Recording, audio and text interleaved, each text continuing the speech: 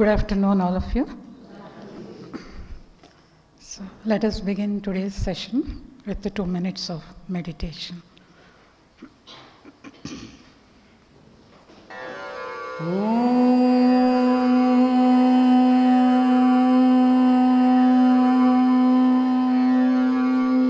तत्सवितुर्वरं रूपं ज्योतिः परस्य धीमहि यन्नः सत्येन दीपयेत्।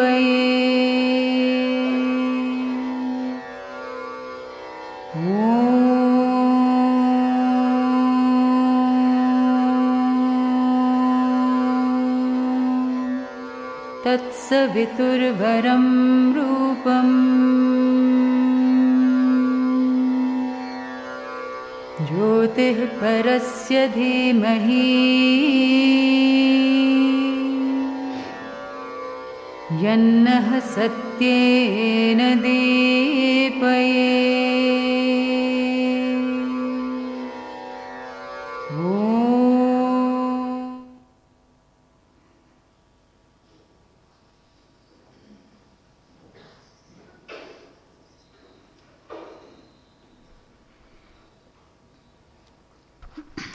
ఓం శ్రీ మాత్రే నమః.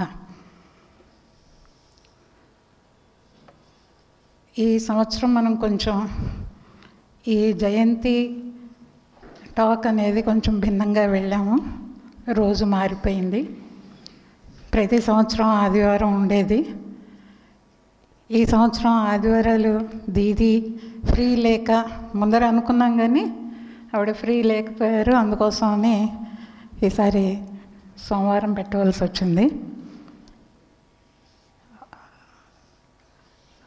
ఇక్కడ స్టాఫ్ అంతా ఉన్నారు, సంతోషంగానే. వాళ్ళకి సెలవు రోజు రావాల్సిన అవసరం పట్టలేదు. సో స్కూల్ అయిపోయిన తర్వాత హ్యాపీగా ఉన్నాం. కానీ బయట నుంచి వచ్చే మెంబర్స్కే ఇబ్బంది అవుతుంది వాళ్ళ వర్కింగ్ డే అవ్వడంతో. కొంతమంది అన్నారు వర్కింగ్ డే అండి మేము రాలేము అని. అంటే సరే చూడండి, వీలైతే మేము తర్వాత రికార్డింగ్ ఇవ్వడానికి ప్రయత్నం చేస్తామని. గత 2 రోజుల నుంచి నేను ఒక సెమినార్ అటెండ్ అవుతూ వచ్చాను. అక్కడ వక్తలు చాలామంది మాట్లాడుతుంటే వినడం జరిగింది. అందులో నాగరంజన్ గారు కూడా నిన్న మొన్న నా అదృష్టం ఆవిడ అక్కడ ఉండి నేను ఆవిడని వినడం అన్నది నా అదృష్టం. ఇంకొకటి ఏంటంటే వాళ్ళ నాన్నగారు ఇచ్చిన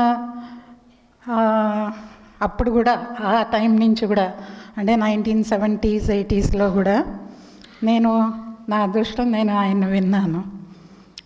ఆవిడని వింటూ ఉంటే నాకు వాళ్ళ నాన్నగారే కళ్ళ ముందు ఉన్నారు. నిన్న మొన్న ఆవిడని వింటూ ఉంటాను. అదే ఆవిడతో కూడా ఆ అనుభవాన్ని పంచుకున్నాను.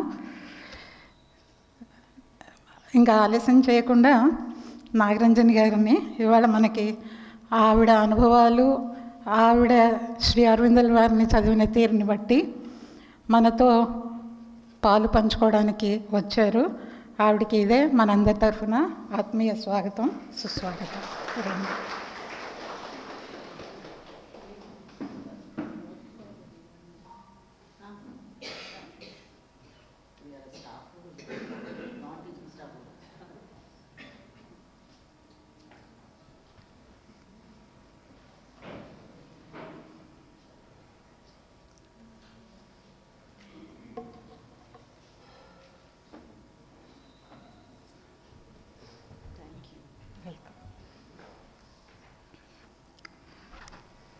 డాక్టర్ తెన్నేటి నాగరంజన్ గారు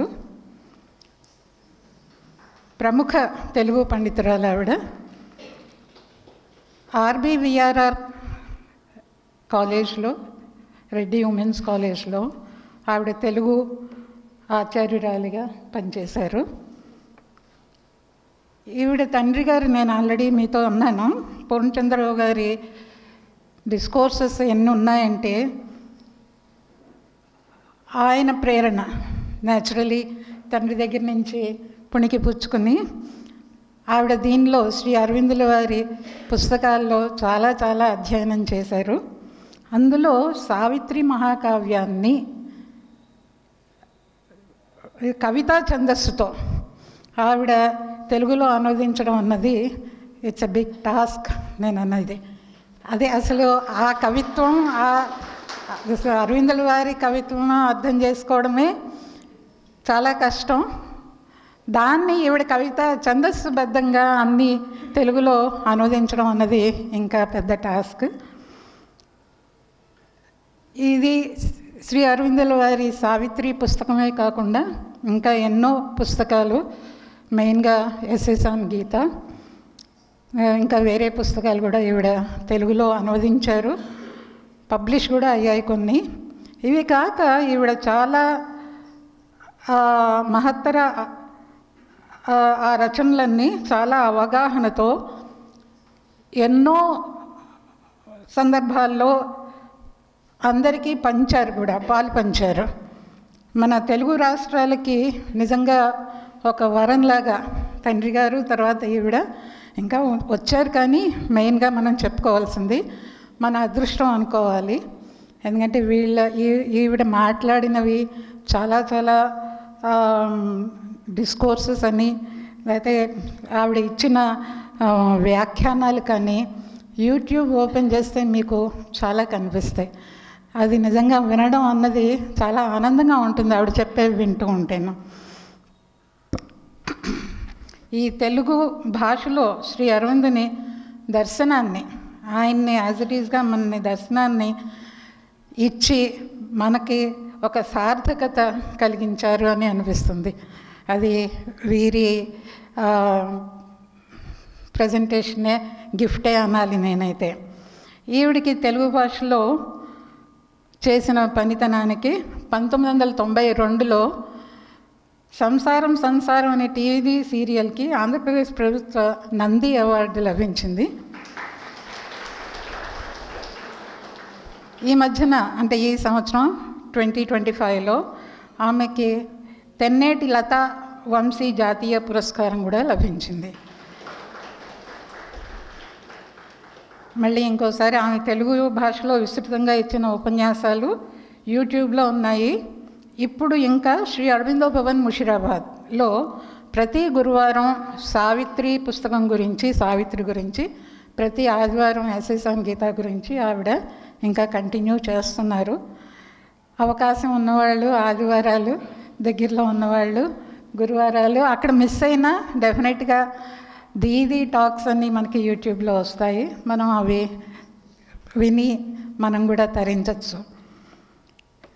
ఈవిడ విద్యలో, సాహిత్య కృషిలో మనకి ప్రేరణ. అంటే కొంతమంది ఇక్కడ మన తెలుగు టీచర్స్ కూడా ట్రాన్స్లేషన్స్ మొదలుపెట్టారు చిన్న చిన్నగా. మనకి ఇది ఒక పెద్ద ప్రేరణే అని అనిపిస్తుంది. దాన్ని ప్రేరణగా తీసుకుని మనం ఇంకా ముందుకు వెళ్ళాలి అని కోరుతున్నాను. ఈరోజు మనతో work culture in the light of Shri Aurobindo. అంటే శ్రీ అరవిందుల వారు అన్నారు, అరవిందుల వారి తర్వాత మెడిటేషన్ అనేది ఓన్లీ ధ్యానంలో కూర్చోవడమే కాదు, త్రూ వర్క్ కూడా మనం మెడిటేట్ చేయొచ్చు. వర్క్ అనేది చాలా important. Work is sadhana. Through work we can also do sadhana. ఇది చాలా చాలా చాలా రిలవెంట్ సబ్జెక్ట్ మనందరికీ కూడా. బీయింగ్ టీచర్స్ అనండి, లేకపోతే టీచర్స్ కాకపోయినా ప్రతి ఒక్కళ్ళకి కూడా వర్క్ అనేది ఏ విధంగా మనం తీసుకోవాలి, మనం ఎలా చేస్తే దానిలో మనకి తృప్తి, ఆనందం, మనం ముందుకి నడవగలము. సాధన అరవిందుల వారి దిశగా, మాత దిశగా సాధన అంటే త్రూ వర్క్ మనం ఎంతలా చెయ్యొచ్చు అన్నది కూడా ఉంది ఇక్కడ. సో ఇంకా ఆలస్యం చేయకుండా నాగరంజన్ గారిని, దీది ప్లీజ్.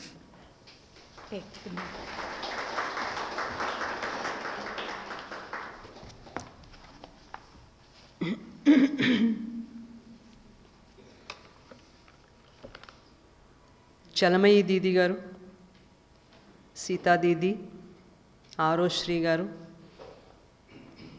ఇక్కడ వచ్చినటువంటి సోదరీమణులు, అందరికీ నా నమస్కారం. అందరికీ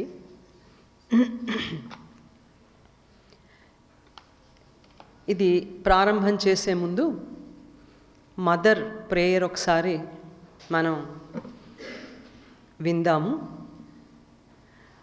ఓ Lord, Lord, grant that I may have no other will than thine, and all my activities may be an expression of thy divine law అన్నారు మదర్. ఈ ప్రార్థనతో మనం ప్రారంభం చేద్దాం.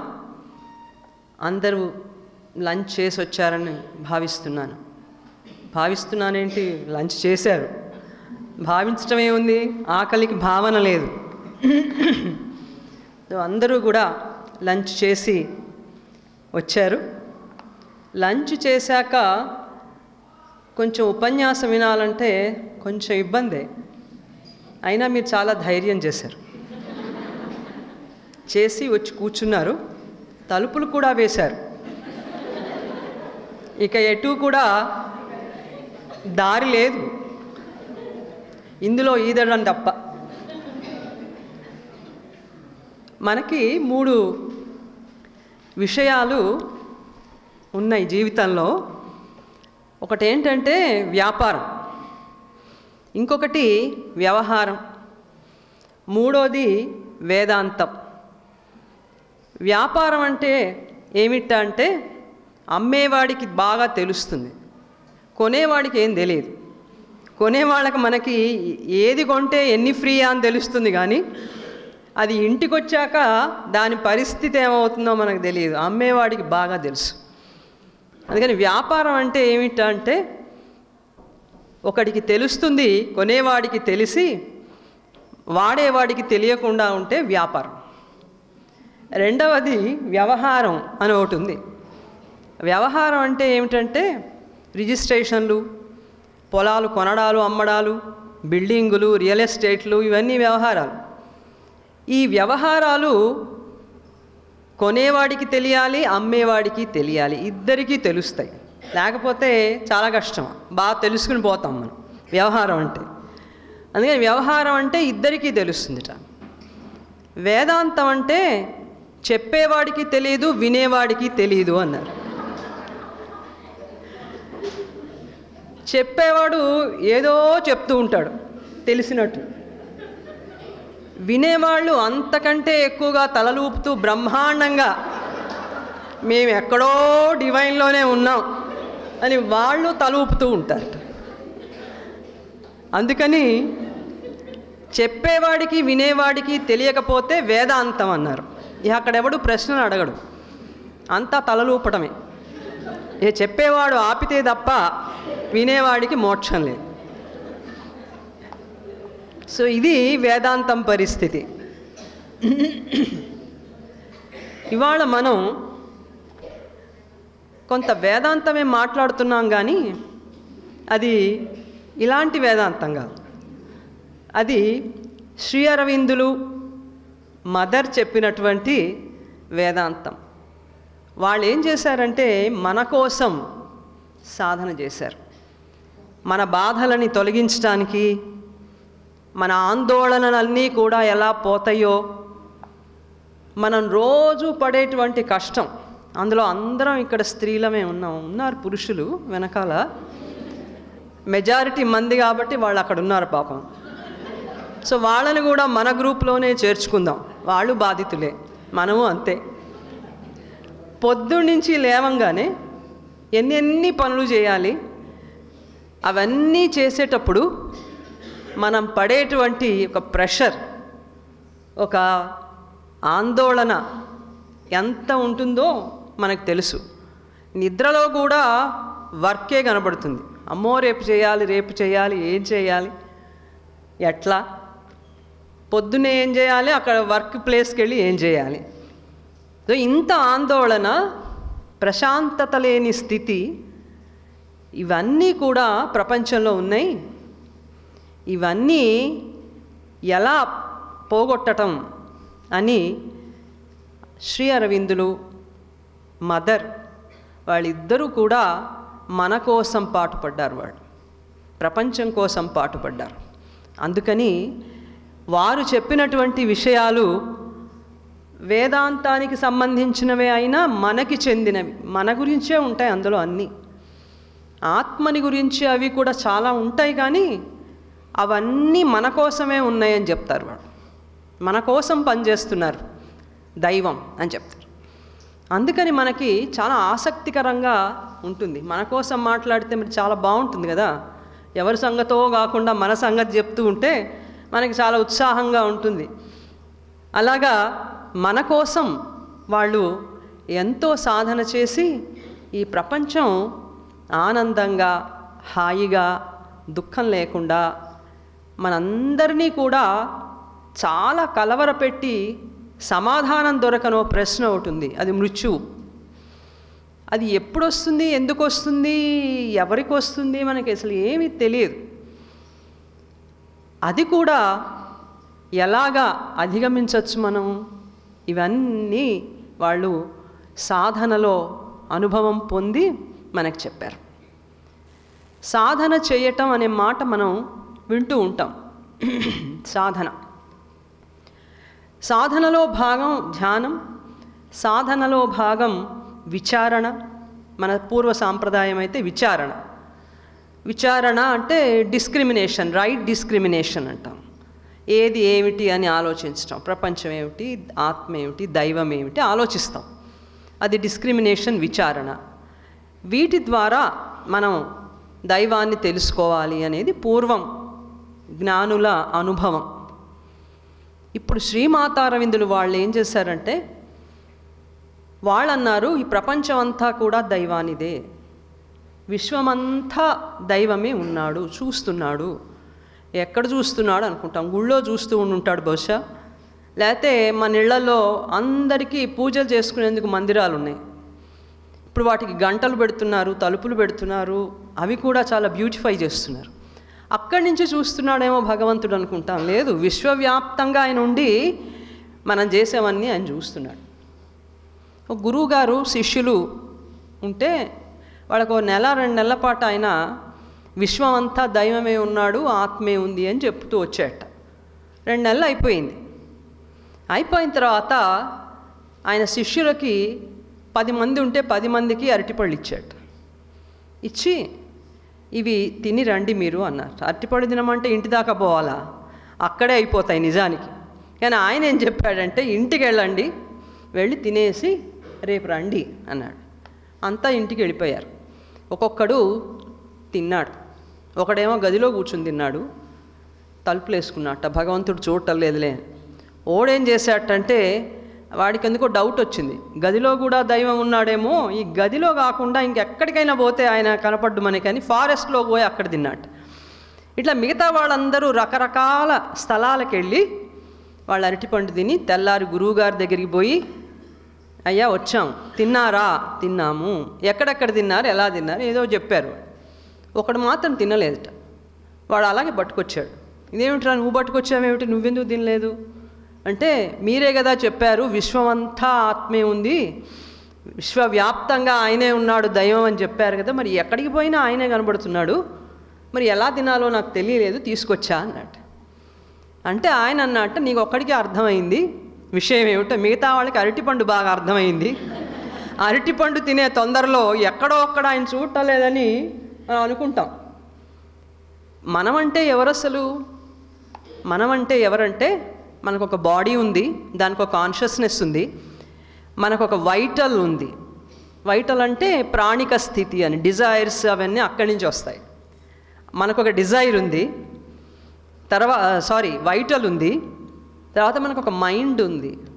అది అన్ని థాట్స్, ఐడియాస్, ఐడియల్స్ ఇవన్నీ అది ఆలోచిస్తూ ఉంటుంది. ఆ కాన్షియస్నెస్ ఉంది. ఈ మూడింటితో మనం ప్రపంచంలో పనులు చేస్తూ ఉంటాం, ఆలోచిస్తూ ఉంటాం మన గురించి కూడా. ఇది ఈ మూడు కలిపితే మనం అంటే ఇది సూపర్ఫిషియల్గా ఉన్న మనం. దీనికి ఒక లీడర్ కూడా ఉంది. లీడర్ లేనిదే పని ఏమవుతుంది, అన్నీ చెల్లా చెదరైపోతూ ఉంటాయి. లీడర్ ఉండాలి ఒకడు. ఆ లీడర్ ఎవరు అంటే ఈగో. అది లీడర్ మనకి ఇప్పుడు ప్రస్తుతానికి. ఇవన్నీ కాకుండా ఇంకా డీపర్గా అసలైన డివైన్ రిప్రజెంటేటివ్ ఎవరు అంటే సోల్. అది ఉందని కూడా మనకేం తెలియదు. ప్రతిదానికి మనం ఆత్మసాక్షి అంటాం కానీ, నా ఆత్మసాక్షి ప్రకారం చేశా అంటాం కానీ, మనం దేని ప్రకారం చేస్తున్నాం అంటే ఈగో చెప్పినట్టే చేస్తున్నాం. ఈగో సాక్షిగా అంటే మళ్ళీ బాగుండదు, ఈగో దెబ్బతింటుంది. అందుకని ఈగో సాక్షి అనకుండా అంతరాత్మ సాక్షి, ఆత్మసాక్షిగా పనులు చేస్తున్నా నేను అంటూ ఉంటాం. కానీ ప్రస్తుతం మన మీద అధికారం చెలాయించేది ఈగో. ఇప్పుడు ఇవంతా కలిపితే మనం ఆ డీపర్గా ఉన్నటువంటి సోల్ నిజంగా మనని నడిపిస్తోంది, కానీ మనకి తెలియటలా. ఇప్పుడు మనం ఏ పని చేసినా కూడా మనని ఎవరు నడుపుతున్నారు అంటే ఈగోనే నడుపుతోంది. మరి వర్క్ చేసేటప్పుడు ఏం చేయాలి, ఎట్లా? వర్క్ అనేది పనులు ఎవరు తీసుకొచ్చారు ప్రపంచంలోకి? ఏమో ఎవరు తీసుకొచ్చారో మన మీదైతే పడేశారు. చెయ్యండర్రా పనులన్నీ అని పడేశారు. ఎవరో అన్నారు, నువ్వు ఎక్కడో పూర్వజన్మలో మహాపాపం చేసావు వచ్చావు అన్నారు. నేను మహాపాపం చెయ్యక ముందర మొట్టమొదట ఎవరు తెచ్చారు అంటే ఎవరు చెప్పాలి. అదన్నా అడగకండి, ఆ ప్రశ్న అడగండి. మొట్టమొదట ఎక్కడ స్టార్ట్ అయిందని మాత్రం అడగద్దు. అటు ప్రపంచంలో వచ్చి పడ్డారు కనుక పనులన్నీ చెయ్యాల్సిందే అని. అరే మనమే పనులు చేస్తున్నామా ఈ పనులన్నీ అని అంటే, శ్రీకృష్ణుడు ఏమన్నాడంటే భగవద్గీతలో, మీరే కాదు పనులు చేసేది, నేను పెద్ద పని చేస్తున్నా అందరికంటే, ఎవరు నన్ను చూడలేదన్నాడు ఆయన. మనం కృష్ణుడి వైపు చూసే తీరికేది మనకి. మన పనిలోనే మనం సరిపోతుంటే కృష్ణుడు పని చేస్తున్నాడా లేదా అని ఎవరు చూస్తారు? చూడకపోయినా ఆయన పెద్దగా ఏం పట్టించుకోడు. ఆయన అన్నాడు, అర్జునుడితో చెప్పాడు, నమే పార్థాస్తి కర్తవ్యం త్రిషు లోకేషు కించినః నా నవాప్తమవాప్తవ్యం వర్తయేవచ కర్మణి అన్నాడు.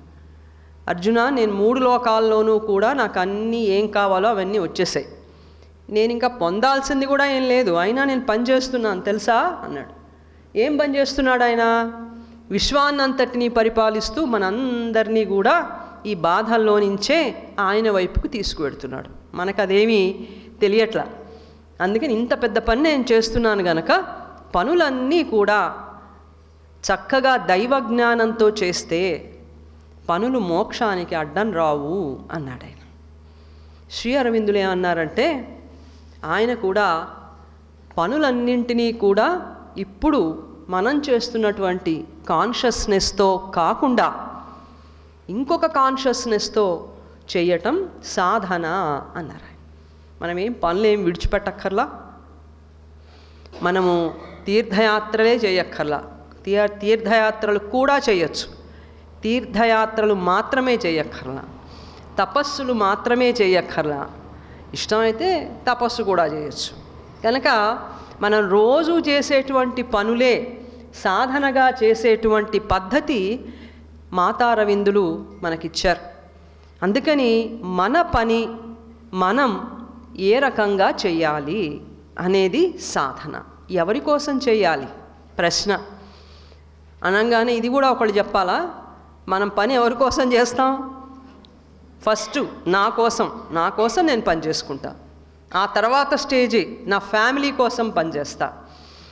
ఆ తర్వాత ఇంకా కొంచెం ఎదిగితే నా చుట్టుపక్కల వాళ్ళ కోసం పనిచేస్తాను. ఇంకా కొంచెం పైకి మన కాన్షియస్నెస్ ఎదిగితే నా దేశం కోసం చేస్తా. ఇంకా కాన్షియస్నెస్ పెరిగితే మొత్తం ప్రపంచం కోసం చేస్తా. ఆ తర్వాత కూడా కాన్షియస్నెస్ పెరుగుతుంది. అప్పుడు అర్థమవుతుంది ఏంటంటే మనకి, అరే వీటన్నిటి కోసం కాదు మనం పనిచేసేది, అసలు ఈ విశ్వాన్నంతటిది తీసుకొచ్చినటువంటి దైవం కోసం మనం పనులు చేయాలి. ఆ దైవం మనకి ఈ పనులన్నీ కూడా ఇచ్చాడు. వీటిని సాధనగా చేస్తే మనం ఏమవుతాం? పూర్వ వేదాంతం అయితే మనం మోక్షం పొందుతామని చెప్పింది. శ్రీ అరవిందులు ఏమన్నారంటే, ఇప్పుడున్నటువంటి ఈ మానవులంగా కాకుండా మానవులకి పైన ఉన్న ఇంకా మెంటల్ కాన్షియస్నెస్ కంటే ఉన్నతమైనటువంటి సూపర్ కాన్షియస్నెస్ ఉన్న బీయింగ్స్గా మనం ట్రాన్స్ఫార్మ్ అవుతాం. ఎంత బాగుంటుందో. కానీ ఏం బాగున్నట్టు అనిపించట్లా. ఎందుకంటేట మన కింద ఒక యానిమల్ ఉంది కదా, మనకంటే వెనకటి దశలో కోతి, దాని నుంచే మనం వచ్చాం. కోతో కొండముచ్చో ఏవో చాలా సైన్స్లో ఉన్నాయి మనకి. సో మనం ఆ చింపాంజీ నుంచో ఎక్కడి నుంచో మనం వచ్చాం. వచ్చినప్పుడు ఇప్పుడు సంతోషంగా ఉన్నాం.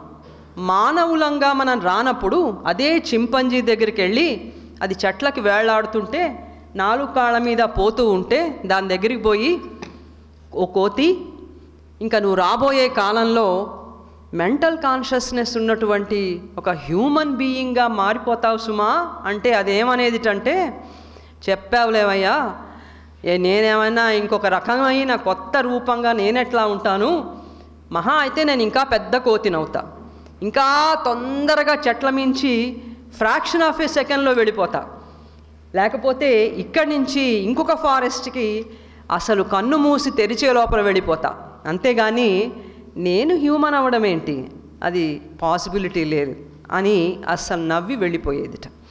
అట్లాగే మనుషులు కూడా ఇప్పుడు మనం శ్రీ అరవిందులు మనకు చెప్తున్నారు, మీరు సూపర్ మ్యాన్గా అవుతారు, సూపర్ మెన్ అవుతారు, అందరూ కలిస్తే సూపర్ మ్యాన్ అన్నారు.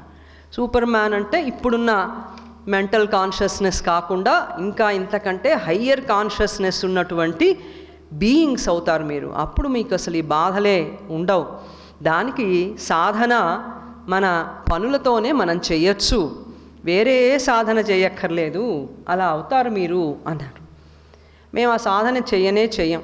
మాకు ఈ లైఫే చాలా బాగుంది. కాసేపు ఏడుస్తున్నాం, కాసేపు నవ్వుతున్నాం, కొంతసేపు మూడీగా ఉంటున్నాం, కొంతసేపు చక్కగా హ్యాపీగా ఉంటున్నాం, కాసేపు డిప్రెషన్ వస్తుంది, కాసేపు చాలా ఉత్సాహంగా ఉల్లాసంగా ఉంటున్నాం. మాకు ఇదే బాగుంది, మాకెప్పుడు ఆనందంగా ఉండి మంచి జ్ఞానంతో ఉండేటువంటి అదేం అక్కర్లేదు మాకు అని అంటే, మనం ఇట్లాగే ఈ ట్రాన్సిషనల్ బీయింగ్గా ఇట్లాగే ఉండిపోతాం. ఉండిపోతే ఏమవుతుంది, అందరం ఇట్లాగే ఉంటే మనకేం పర్వాలా. గుంపులో గోవింద, నలుగురితో పాటు నారాయణ అని మనకు సామెత ఉంది. నలుగురు నారాయణ అంటుంటే మనము నారాయణ అంటంట. అందరూ గోవింద అంటుంటే మనం కూడా గోవింద గోవింద అని నలుగురితో పాటు పోతూ ఉంటాంట. అందుకని అందరూ ఒక్కలాగే ఉంటే మనకేం బాధ లేదు. కానీ అలా ఉండంట, పైనుంచి డివైన్ మ్యాన్ ఒకడు కిందికి వచ్చేస్తాట. మనం యాక్సెప్ట్ చేయట్లేదుగా, సాధన యాక్సెప్ట్ చేయట్లే. నేను సూపర్ మ్యాన్గా మారాలి అని నాకేం అనిపించట్లా. అప్పుడేమవుతుందంటే పైనుంచి ఒక డివైన్ మ్యాన్ కిందికి దిగొస్తాడు. వచ్చి మనం ఇప్పుడు యానిమల్ని ఎట్లా టేమ్ చేస్తున్నామో మనని కూడా అట్లాగే మచ్చిక చేసి తనకి కావలసిన విధంగా మనను ఉపయోగించుకుంటాడు. ఇప్పుడు మనం ఉన్నంత ఈమాత్రం ఫ్రీడమ్ కూడా ఉండదన్నమాట. ఆ ఉన్నతమైన డివైన్ బీయింగ్ కింద మనం ఉండాల్సి వస్తుంది. కాబట్టి ఒక సాధనగా మనం మన పనులని గనక చేసుకుంటే మనం రాబోయేటువంటి ఫ్యూచర్లో ఇంతకంటే ఉన్నతమైన కాన్షియస్నెస్ ఉన్న ఆనందకరమైనటువంటి జీవులుగా మనం చక్కగా ట్రాన్స్ఫార్మ్ చెందుతాము అని శ్రీ అరవిందులు చెప్పారు. దానికి ఆయన వర్క్ అనేది సాధనగా తీసుకోండి అన్నారు. ఏ పనైనా సరే, ఆ పని కార్పొరేట్స్లో ఉన్నటువంటి CEO దగ్గర నుంచి సెక్యూరిటీ పర్సన్ దాకా, అన్ని ఇన్స్టిట్యూట్స్లో ఉన్నటువంటి మేనేజ్మెంట్ దగ్గర నుంచి గేట్ కీపర్ దాకా, ఇలా ఉపన్యాసాలు చెప్పేటువంటి వాళ్ళ దగ్గర నుంచి చక్కగా వినేవాళ్ళ దాకా, ప్రతి మనిషి, ప్రపంచంలో ప్రతి మనిషి కూడా ఇలాగా సాధన చేయటం అనేది తప్పనిసరి. సాధనకి వీళ్ళే చేయాలి, వాళ్ళే చేయాలి కాదు, అందరూ చేయాల్సిందే, ఎవరి పని వాళ్ళు. ఈ వర్క్ని మనం ఎలాగ చేస్తే మనకి ఫ్యూచర్లో మనం ఎలివేట్ అవుతామో, సూపర్ మెన్గా ఎలా మనం ఇవాల్వ్ కాగలమో శ్రీ అరవిందులు మనకి చెప్పారు. ఇవాళ మనం ఆ వర్క్ అనేది ఏంటి, ఎవరి కోసం చేయాలి, ఎవరి కోసం చేయాలి? అందరం రహస్యంగా మన కోసమే కదండి. మనకు కాకుండా ఇంకోళ్ళ కోసం ఎలా చేస్తాం? మనకు జీతం కావాలి, మన లైఫ్ నడవాలి, ఫ్యామిలీ, చదువులు ఇవన్నీ ఉన్నాయి కదా, వీటి కోసం కాదా అంటే ఇవి వస్తాయి. వీటి కోసం మాత్రమే కాదు, మనం శ్రీ అరవిందులు చెప్పిన విధంగా సాధనగా వర్క్ ఎలా చేయాలో చేస్తే జీతాలు వాటంతటవే వస్తాయి, లైఫ్ గడుస్తూ ఉంటుంది, లైఫ్కి ఏది అడ్డం రాదు. అందుకే కర్మ అనేది చాలా మంచి విషయం మన సాధనకి అన్నారు. అందుకని ఎవరి కోసం మనం చేస్తామంటే డివైన్ కోసం చేస్తాం. డివైన్ మేనిఫెస్టేషన్, ఆయన మన ద్వారా మేనిఫెస్ట్ కావడానికి వర్క్ చేస్తాం. ఆ వర్క్ చేసేటువంటి పద్ధతి ఎలా ఉండాలంటే ఇప్పుడున్నట్లుగా కాదు. ఇప్పుడు మన మైండ్ ఎలా చెప్తుంది, పర్ఫెక్ట్గా పని చెయ్యమని చెప్తుంది. అలా మనం ఒక్కోసారి చేయలేం. ప్రతి చోట కూడా ఒక వర్క్ బుక్ ఉంటుంది, రూల్ బుక్ ఉంటుంది. ఆ రూల్ ప్రకారం మనం పని చేయాలి. 9ంటికి వెళ్ళాలంటే 10ంటికి వెడితే ఎట్లా? బయోమెట్రిక్స్ ఉంటుంది, అక్కడ తెలిసిపోతూ ఉంటుంది మనం ఎన్ని గంటలకు వచ్చాము ఏమిటి. పాతకాలంలో అయితే తెలిసేది కాదు. నువ్వు నా బదులు సంతకం పెట్టవా అంటే ఎవరికి తెలిసేది కాదు 30 ఏళ్ల క్రితం. ఇప్పుడు అదేం లేదు. మనకి ఈ టెక్నాలజీ వచ్చింది కాబట్టి మనల్ని పట్టుకోవడానికి చాలా ఉన్నాయి. మనం ఒక ఇన్స్టిట్యూషనో, ఒక ఆర్గనైజేషనో, ఒక హాస్పిటల్లో ఎక్కడైనా కానీ ఒక రూల్ అంటూ ఏదో ఉంటుంది కాబట్టి ఆ రూల్ ప్రకారం మనం పనులు చేసుకుంటూ వెళ్ళిపోతాం. అది కాకుండా మన మైండ్లో ఏముండాలంటే మనం డివైన్ కోసం పని చేయాలి. డివైన్ కోసం పని చేయాలంటే ఇందాక మనం అనుకున్నాం కదా, మనం అంటే ఎవరము? మనం 4 కలిస్తే మన మైండ్ ఫస్ట్, మన ఫిజికల్, మన బాడీ, మన వైటల్, మన మైండ్, మనకి తెలియకుండా లోపల పనిచేస్తున్న సోల్. ఈ 4 ఉన్నాయి మనకి. అందుకే ఈ 4 కూడా డివైన్ నాలెడ్జ్తో గనక వీటిని పని చేసేటట్లు మనం పని చేసేటప్పుడే వాటికి ట్రైన్ చేస్తే వాటిని అవి డివైన్ కోసం పనులు చేస్తూ ఉంటాయి. ఇంటెగ్రల్ యోగాలో సాధన అనేది, అవుట్వర్డ్ లైఫ్ అనేది వేరువేరుగా ఉండవు, కలిసే ఉంటాయి. ఈ రెండిటిని మనం కలిపే చేస్తాం. శ్రీ అరవిందుల యోగం మన జీవితాన్ని వదిలిపెట్టేటువంటి యోగం కాదు. వదిలిపెట్టడానికి వీలు లేదు, ఆయన ఒప్పుకోడు. మనం ఇందులోనే ఉండాలి, మన పనులు మనం చేస్తూనే ఉండాలి. అలా మనం వర్క్ చేస్తాం. యాజ్ ఇట్ ఈజ్గా వర్క్ సాధన అవుతుందా? కాదు. పని ఉన్నది ఉన్నట్లుగా పని సాధనగా ఉంటుందా? ఫలానా పని ఏదో నేను ఇల్లు ఊడుస్తున్నా, ఇల్లు ఊడవడం అనేది యాజ్ ఇట్ ఈజ్గా అది దైవానికి చేస్తున్న కర్మ అవుతుందా? కాదు. ఆ ఇల్లుని ఎలా ఊడవాలి? మాకు బాగా తెలుసు, చిన్నప్పటి నుంచి బాగా ట్రైన్ చేశారు మన ఇల్లు ఎట్లా ఊడవాలో, ఎట్లా నీట్గా పెట్టుకోవాలి. కానీ శ్రీ అరవిందులు ఏం చెప్తున్నారంటే పర్ఫెక్ట్గా చేయటం ఎట్లా?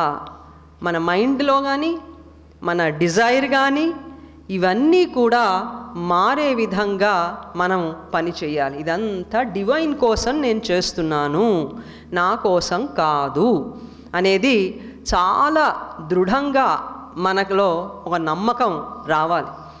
ఆ నమ్మకం వచ్చినప్పుడు మనం డివైన్ కోసంగా అని డిజైర్ లేకుండా పనిచేస్తాం. ఇది నా కోసం నేను చేయట్లేదు, ఎందుకు ఇంత నీట్గా ఉంచుతున్నాను ఇల్లు అంటే అది బై ప్రోడక్ట్గా అది నీట్గా ఉంటుంది, మనకు ఉపయోగపడుతుంది, హెల్త్ బాగుంటుంది, అన్నీ వస్తాయి బై ప్రోడక్ట్స్ అవన్నీ. డివైన్ కోసం చేయటంలో మనం మన కోసం అనేది మర్చిపోతాం. నా కోసం కాదిది, దైవం కోసం నేను చేస్తున్నాను అని మనకి ఆ డిజైర్ ఉండదు. రెండోది, ఆబ్జెక్ట్ ఆఫ్ వర్క్ ఏంటి? పని చేయటంలో మన లక్ష్యం ఏమిటి అంటే అది సాధనగా మనం చేయాలి అన్నారు శ్రీ అరవిందులు. Work alone is not a objective, it's not an objective. దానంతట అదే లక్ష్యం కాదు, పని చేయటమే లక్ష్యం కాదు. పనిని దైవం కోసం చేయటం, సాధనగా దాన్ని ఉపయోగించుకోవటం అనేదే మనం చేయాల్సిన పని అని అన్నారు. ఆర్డినరీ కాన్షియస్నెస్లో ఉన్నప్పుడు మనుషులందరూ కూడా పని చేస్తారు, వాళ్ళ ప్రయోజనాల కోసం పనులు చేస్తాం మనం. కానీ శ్రీ అరవిందులు చెప్పారు డివైన్కి ఇన్స్ట్రుమెంట్గా తయారవ్వడానికి పని చేయాలి. డివైన్ ఇన్స్ట్రుమెంట్ కావాలి అని అన్నారు. డివైన్కి ఉపకరణం కావాలి.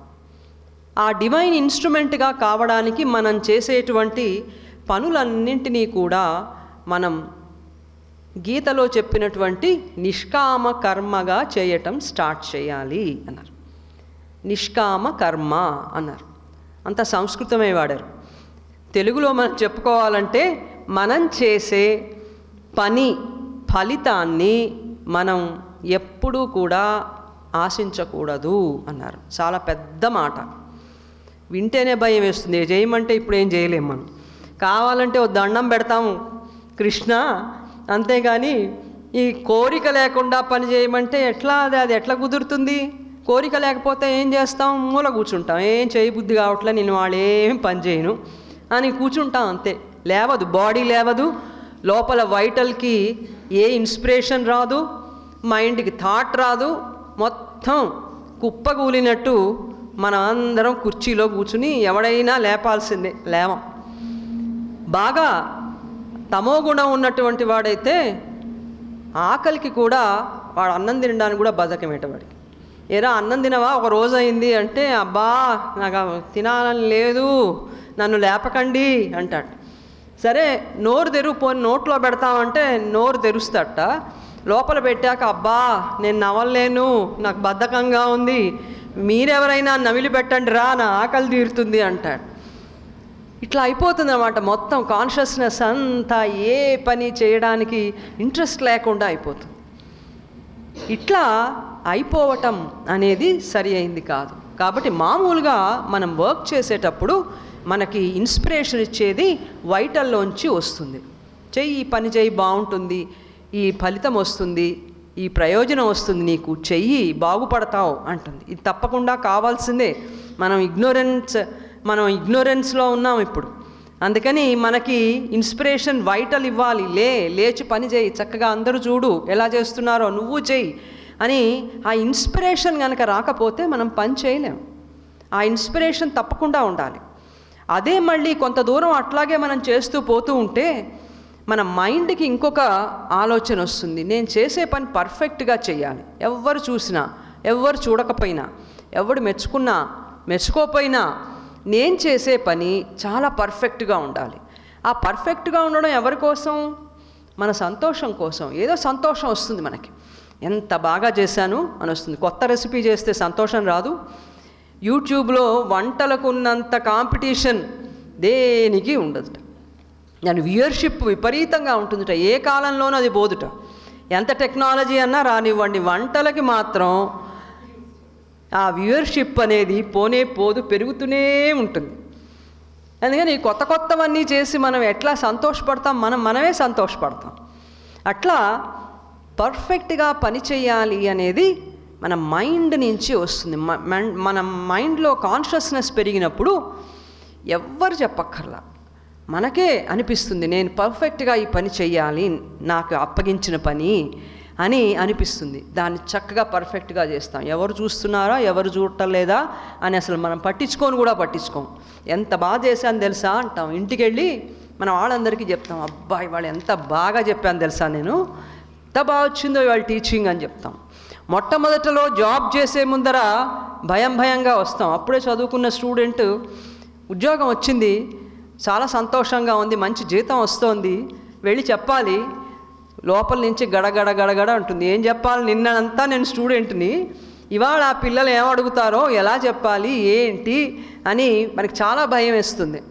కానీ 1-2 క్లాసులు అయినాక మనం నేర్చుకుంటాం. ఎట్లా నేర్చుకున్నాం? తప్పులుగా చెప్పడం వల్లే నేర్చుకున్నాం. అంటే తప్పులేం చెప్పలా మీరెవరు, మిమ్మల్ని కాదు, కొంచెంగా మనం చెప్తూ పర్ఫెక్ట్గా ఎట్లా చెప్పాలో మనం బాగా నేర్చుకున్నాం. పని చేస్తూ నేర్చుకున్నాం. శ్రీ అరవిందులు కూడా వారు ఏమంటారంటే, మనం పర్ఫెక్ట్గా ముందు పని చేయటం అలవాటు చేసుకోవాలి. ఒక డిసిప్లిన్డ్గా పర్ఫెక్ట్గా పని చేయటం నేర్చుకుంటే అది ఏ స్థితి నుంచి పనిచేసినట్లంటే సాత్విక స్థితి నుంచి పనిచేసినట్లు. సత్వగుణం అని ఒకటి ఉంది, మనం అందరం వినే ఉంటాం. యూట్యూబ్లు తెరిస్తే ఇవే వినపడుతూ ఉంటాయి ఎట్లాగూ. అందుకని ఒక సత్వగుణం నుంచి, హయ్యర్ మెంటల్ కాన్షియస్నెస్ నుంచి మనం పని చేయాలి అనేటువంటి ఒక ఇన్స్పిరేషను మనకి పని చేస్తూ ఉన్నప్పుడు వస్తుంది. వచ్చినప్పుడు మనం అంతకంటే బాగా డివైన్ కోసం పని చేయాలనేటువంటి ఒక యాస్పిరేషన్ కూడా ఈ డిసిప్లిన్డ్గా పర్ఫెక్ట్గా పని చేస్తున్నప్పుడు మనకి వస్తుంది. వచ్చినప్పుడు వెంటనే మనకి ఏమనిపిస్తుంది అనంటే, అరే ఈ కోరికల కోసం కాదు నేను పనిచేసేది, డివైన్ అనేటువంటి వాడు ఉన్నాడు, ఆయనని మేనిఫెస్ట్ చేయడానికి ఇక్కడ నేను ఇన్స్ట్రుమెంట్గా తయారు కావాలి. మన మైండ్ డివైన్ని రానివ్వడానికి వీలుగా తయారు కావాలి. మన డిజైర్స్ అన్నీ కూడా డివైన్ కావాలన్నటువంటి డిజైర్ వాటికి రావాలి. మన బాడీ కూడా కోఆపరేట్ చేయాలి. బాడీ బాగా కోఆపరేట్ చేస్తుంది. పొద్దున్నే ఎక్సర్సైజ్ చేయాలంటే బాడీ ఏం బద్దకించదు, బాగా ఆలోచించి చూస్తే తెలుస్తుంది. లేచి ఎక్సర్సైజ్ చేయి అనగానే బాడీ కోఆపరేట్ చేస్తుంది. కోఆపరేట్ చేయింది ఏంటి? మైండ్. ఇప్పుడే లేస్తావా అంటుంది, ఇంకా టైం ఉంది కదా అంటుంది, పోనీ సాయంత్రం చేయలే ఏమవుతుంది అంటుంది, లేకపోతే ఈ ఒక్కరోజుకి పర్వాలేదులే ఎక్సర్సైజ్ వదిలేద్దాం, సండే వస్తుంది కదా దీనికి డబుల్ చేద్దాం. ఎవరు చెప్తారు ఇవన్నీ? మైండ్ చెప్తూ ఉంటుంది. అది ఐడియాస్ అన్నీ కూడా అది ఇట్లా ఇస్తూ ఉంటుంది. ఇలా ఇంపర్ఫెక్ట్గా ఉన్నటువంటి మైండ్ థాట్స్, ఇంపర్ఫెక్ట్గా ఉన్నటువంటి వైటల్లో ఉండే డిజైర్స్, ఇంపర్ఫెక్ట్గా ఉన్నటువంటి మన బాడీ కాన్షియస్నెస్, ఇదంతా కూడా పర్ఫెక్ట్గా డివైన్ కిందికి రావడానికి వీలుగా ఈ మూడు తయారు కావాలి. తయారు కావాలంటే మనం ఏం చేయక్కర్లా, మనం చేసే పని ఎప్పుడూ కూడా మన మైండ్లో గుర్తుపెట్టుకోవాలి, దైవం కోసం చేయాలి. చాలా చిన్న విషయం ఇది. రోజు అంటాము ఏముంది, దైవమా నీకోసమే చేస్తున్నా అంటే సరిపోతుందా అంటే సరిపోదుట, అంటే సరిపోదు, చెయ్యాలి. చెయ్యటంలో ఏమేమి పద్ధతులు మనకి ఉన్నాయి అంటే, మొట్టమొదటి చెప్పారు ఇందాక అనుకున్నామే నిష్కామ కర్మ అని. పర్ఫెక్ట్గా చేయటం అనేది తప్పనిసరి. మనకి ఏ రూల్ ప్రకారం మనం పని చేయాలో ఒక చోట అలాంటి రూల్స్ అన్నిటినీ కూడా పర్ఫెక్ట్గా డిసిప్లిన్డ్గా పాటిస్తూ చేస్తూ పోతూ లోపల మనం దృఢమైన నమ్మకం ఏముండాలంటే, డివైన్ కోసమే నేను పని చేస్తున్నాను, వీటన్నిటి కోసం కాదు అని ఉండాలి. ఉన్నప్పుడు మనం ఏమేమి ప్రిన్సిపల్స్ పాటించాలి శ్రీ అరవిందులు చెప్పారు. మనం చెప్పుకుంటున్నవన్నీ శ్రీ అరవిందులే, సొంత కవిత్వం లేదు. ఎందుకంటే సొంత కవిత్వం మొదలెట్టామంటే అసలుది వెనకబెట్టి సొంత కవిత్వమే ఫ్లోలో పోతూ ఉంటుంది. అందుకని ఎప్పుడైనా సరే మహనీయులు చెప్పినటువంటివన్నీ కూడా వాళ్ళ మాటల్లోనే మనం చెప్పుకోవాలి, లేకపోతే పెద్ద ప్రమాదం అనేది పొంచి ఉంటుంది, సొంత మాటలే వస్తూ ఉంటాయి.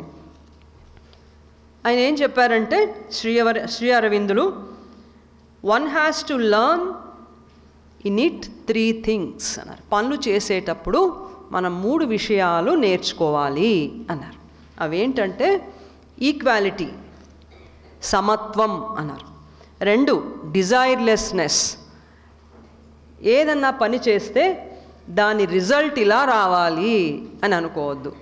స్టూడెంట్గా ఉన్నప్పుడైతే ఇది చాలా బాగుంటుంది. మనం బాగా పరీక్ష రాస్తాం, నేను అనుకోవట్లేదు అబ్బా ఫస్ట్ క్లాస్ రావాలని, నాకు ఏ క్లాస్ వచ్చినా పర్వాలే అంటే ఇది మెట్ట వేదాంతం అంటారు. ఇది వేదాంతం కాదు, ఇది మెట్ట వేదాంతం అంటారు. నాకు బాగా రావాలి, డిస్టింక్షన్ రావాలి, నేను బాగా చదవాలి అనేది ఉండాలి. కానీ అరవిందుల వారు రిజల్ట్ ఆలోచించొద్దు అంటే ఈ రిజల్ట్ ఆలోచించొద్దని చెప్పట్లేదు ఆయన. అందుకని ఏ పని చేసినా పర్ఫెక్ట్గా బాగా చదివేటప్పుడు బాగా చదవాలి, చక్కగా ఉద్యోగం చేసేటప్పుడు బాగా ఉద్యోగం చేయాలి, మనం ఎంజాయ్ చేసేటప్పుడు బయట బాగా ఎంజాయ్ చేయాలి. శైశవేభ్యస్త విద్యానాం యవ్వనే విషయైషిణాం వార్ధకే మునివృత్తీనాం యోగానంతే తనుత్యజాం అని కాళిదాస్ చెప్పాడు. బాల్యంలో విద్యలు అభ్యసించాలి, యవ్వనంలో విషయ సుఖాలన్నీ అనుభవించాలి, వార్ధక్యంలో మునివృత్తిని పాటించాలి, చిట్ట చివర తనువుని వదిలిపెట్టేటప్పుడు యోగంతో శరీరాన్ని వదిలిపెట్టాలి. అయ్యో అయ్యో అయ్యో అని బాధపడుతూ వెళ్ళిపోకూడదు, సంతోషంగా వెళ్ళాలి. టాటా బై బై చెప్తే ఎంత బాగుంటుందో అలాగే వెళ్ళాలి. అలా వెళ్ళాలంటే చిన్నతనం నుంచే ట్రైనింగ్ అనేది ఉండాలి. నేను చిన్నప్పుడు బాగా చదువుకోవాలి, యవ్వనం వచ్చాక చక్కగా వివాహం అది చేసుకుని ఆ దాంపత్య జీవితం బాగా ఎంజాయ్ చేయాలి. మనం అట్లా చెయ్యం. చిన్నప్పుడు చదువుకునేటప్పుడు సినిమాలు చూడాలని, ఇంకేవో షికార్లు చేయాలని లోపల నుంచి ప్రేరణ. అప్పుడు పోయిందనుకోండి చదువు, పెళ్ళయింది, పెళ్ళయ్యాక అప్పుడు అనిపిస్తుంది, అబ్బా ఇప్పుడు చదువుకుని మంచి ఉద్యోగం చేసి బాగా నేను సంపాదించి సుఖంగా ఉండాలి అనిపిస్తుంది. అప్పుడు యవ్వనంలో ఏం చేస్తారటంటే సుఖపడ్డానికి బదులు టేబుల్ లైట్ దగ్గర కూర్చొని చదువుకుంటూ ఉంటారట. యవ్వనం అయిపోయింది. ఇక నెమ్మదిగా ఏమొచ్చింది అంటే వార్ధక్యం వచ్చింది. వార్ధక్యం వచ్చిన తర్వాత ఏం చేయాలి? మునివృత్తినాం. అప్పుడు కుటుంబంతో కలిసి చక్కగా మునివృత్తిలో ఉండి దైవ విచారణ చేస్తూ ఉండాలట. అప్పుడు అనిపిస్తుందిట, అరే నేను యవ్వనంలో ఏమీ ఎంజాయ్ చేయలేకపోయాను, ఇప్పుడు ఎంజాయ్ చేయాలి. ఏం చేస్తాం? పళ్ళు ఉండవు, కట్టిన పళ్ళైనా కొన్నే తిన్నిస్తాయి, అన్నీ తిన్నియో. ఇంప్లాంట్స్ అయినా కూడా డాక్టర్ చెప్తాడు, జాగ్రత్త సుమా, ఇంప్లాంట్ అయినా కూడా టేక్ కేర్. మరి నట్స్ అన్నీ నవిలి పారేస్తానంటే అది కుదరదండి. ఏదో మెత్తగా ఉన్నవి కొంచెం ఆలూ ఫ్రై లాంటివి తినచ్చు, ఏం పర్వాలేదు. అందుకని ఈ మునివృత్తిలో ఉన్నప్పుడు ఉండాల్సినటువంటి వార్ధక్యంలో వెనక్కి వెళ్ళిన తర్వాత వెనక్కి చూసుకుని యవ్వనంలో నేనేమీ అనుభవించలేదే అని దుఃఖపడతాట. అది కూడా అయిపోయింది. అయిపోయిన తర్వాత చిట్ట చివరి దశ వచ్చింది. ఆ చిట్ట చివరి దశలో అప్పుడు అనిపిస్తుందట, భగవంతుడు నాకు ఇంకొక 30 ఏళ్ళు ఇస్తే నీ గురించి బాగా విచారణ చేసి జ్ఞానం పొంది అప్పుడు వస్తా అంటాట. అప్పటికైపోయింది టైం. ఓ వ్యాపారస్తుడు చనిపోతున్నట్ట.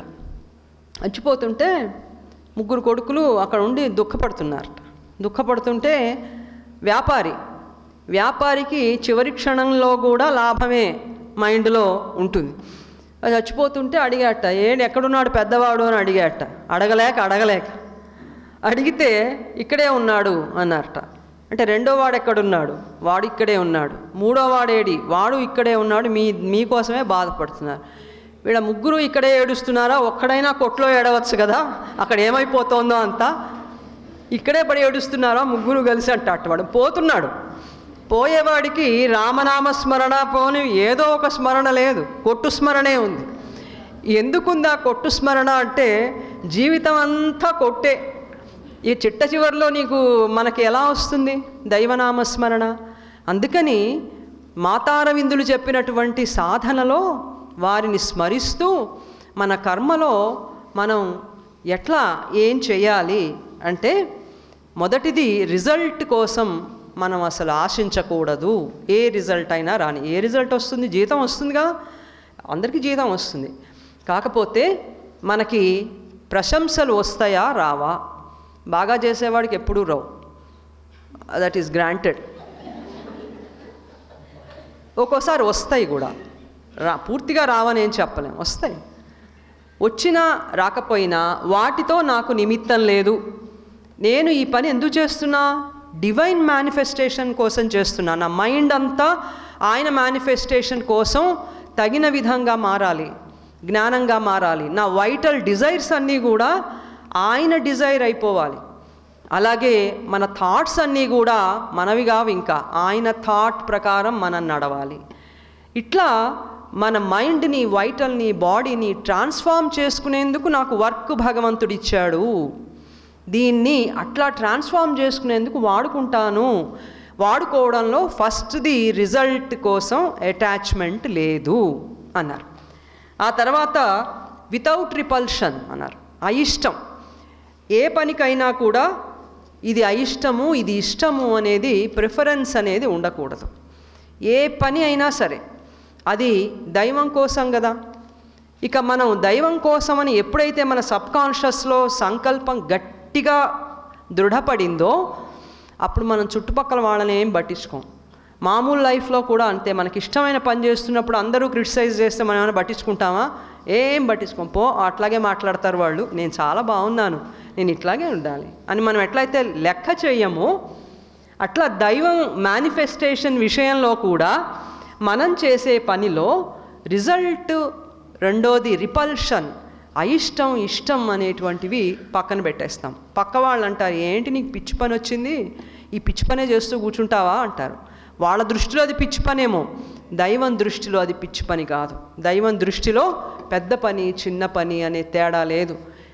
ఏ చిన్న పనినైనా సరే ఆయన స్వీకరించి మనని సూపర్ మ్యాన్ కావడానికి వీలుగా ట్రాన్స్ఫార్మ్ చేస్తూ ఉంటాడు. మూడవది ఇంకొకటి మనకు తెలియాల్సింది ఏంటంటే, but doing it as perfectly as possible అని శ్రీ అరవిందులు అంటారు. ఆయన ఎలా నడుపుతారంటే మనని, చిన్న పిల్లల్ని ఎలా చెప్తామో మనం అలా నడుపుతాడు ఆయన. ఆయన చెప్పింది చేస్తే చాలు, మనం అక్కడికి వెళ్ళిపోతాం. ఎక్కడికి వెళ్ళిపోతాం? ఇంటికి వెళ్ళిపోతాం. ఇంటికి ఎట్లాగూ పోతాం, తలుపులు తీస్తారు కాసేపటికి కాబట్టి వెళ్తాం. మనం ఎక్కడికి వెళ్తామంటే డివైన్ లైఫ్ దగ్గరికి వెళ్ళిపోతాం. డివైన్ లైఫ్ దగ్గరికి వెళ్ళిపోతే ఎప్పుడు ఇలాగే నవ్వుతూ ఉంటాం. అది ఏడుపు అన్నది ఉండదు. ఇక ఆ ఏడుపు పెట్టిపోతుందో అది పెద్ద కథ, తర్వాత ఎప్పుడైనా చెప్పుకుందాం. ఏడుపు ఎక్కడికి పోయింది, ఈ మృత్యు ఎక్కడికి పోయింది, తర్వాత ఎప్పుడైనా చెప్పుకుందాం. అందుకని మనం అటువంటి విధంగా ట్రాన్స్ఫార్మ్ అవుతాము. ఆయన ఏమన్నారంటే, but doing it as perfectly as possible, తప్పకుండా పర్ఫెక్ట్గా చేసి తీరవలసిందే, అందులో ఆప్షన్ లేదు. ఆ తర్వాత ఏం చేయాలి ఆయన చెప్తున్నారు, not for the sake of the family. ఇంతకంటే దారుణం ఉంటుందా అరవిందుల వారు?